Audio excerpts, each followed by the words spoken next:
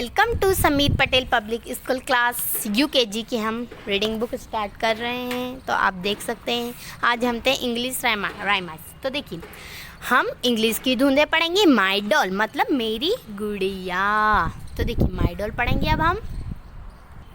तो हम पढ़ेंगे माई डॉल मतलब मेरी गुड़िया। तो देखिए आई हैव अ डॉल मतलब मेरे पास एक गुड़िया है।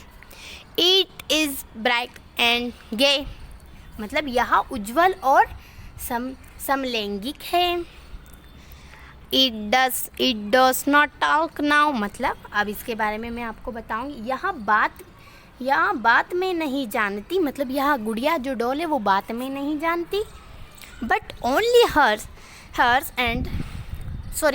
व्हाट आई से मतलब लेकिन बट यानी लेकिन केवल वही सुनती है जो मैं कहती। मतलब इसकी जो डॉल है वो बहुत प्यारी है और बोलती नहीं है और सुनती वही है जो ये कहती है। तो देखिए I have a doll it bright and gay it does not talk now but only hears what I से।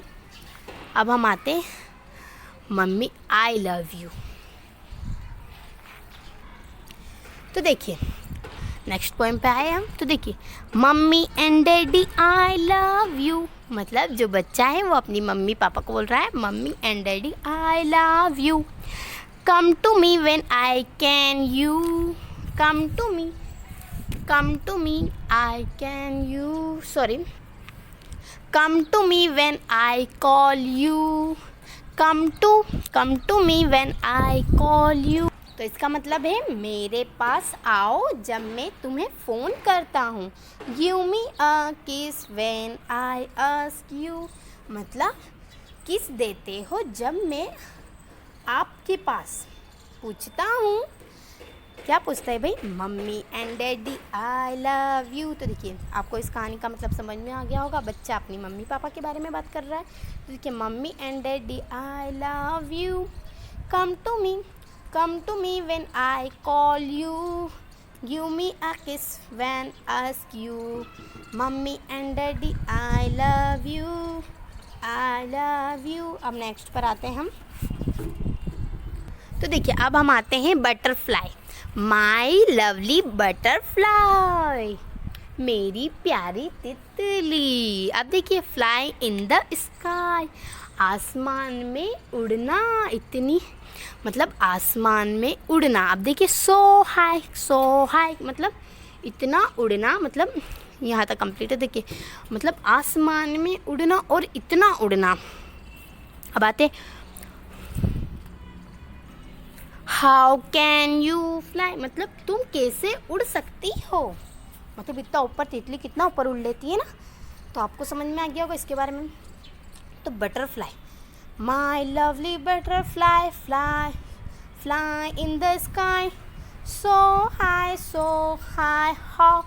how can you fly।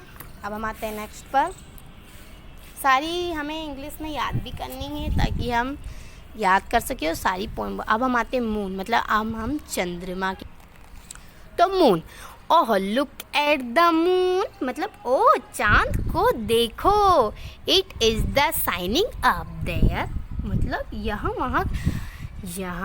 वहाँ चमक रहा है। मतलब चांद कितनी दूर है और कितना तेज चमकता है ना। ओहो मदर शी लुक्स मतलब ओहो माँ वहाँ हवा में एक दीपक की है मतलब एक दीपक की तरह है। तो देखिए मदर सी देखिए ओहो mother C looks like a lamp in the air मतलब ओहो माँ वहाँ हवा में एक दीपक मतलब एक दीपक की तरह दिखता है। तो आपको इस कहानी का मतलब समझ में आ गया होगा। ओहो look at the moon it is shining up there ओहो mother C looks like a lamp in the air. अब हम आते हैं नेक्स्ट पर। तो देखिए अब हम आते हैं जिंगल बेल जिंगल बेल। अब आपको समझ में आ गया होगा। तो देखिए जिंगल बेल गीत की घंटी। जिंगल ऑल द वे मतलब गीत की घंटी सभी तरह से गीत।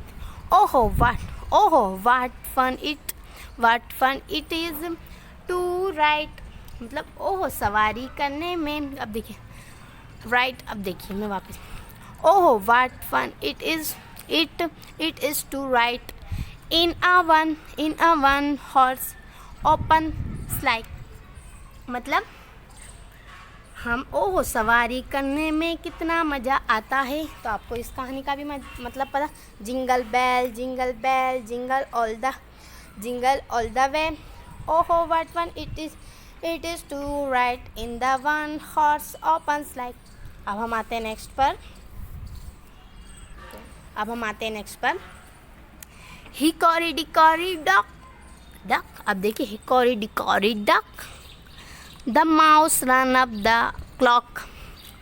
अब देखिए माउस घड़ी के ऊपर भागा, ये देखिए माउस घड़ी के ऊपर भागा, द क्लॉक स्ट्रक 1, मतलब इसके बारे में बताऊंगी मैं आपको। माउस तो घड़ी के ऊपर भागा, घड़ी ने एक मारा, तो घड़ी ने एक मारा।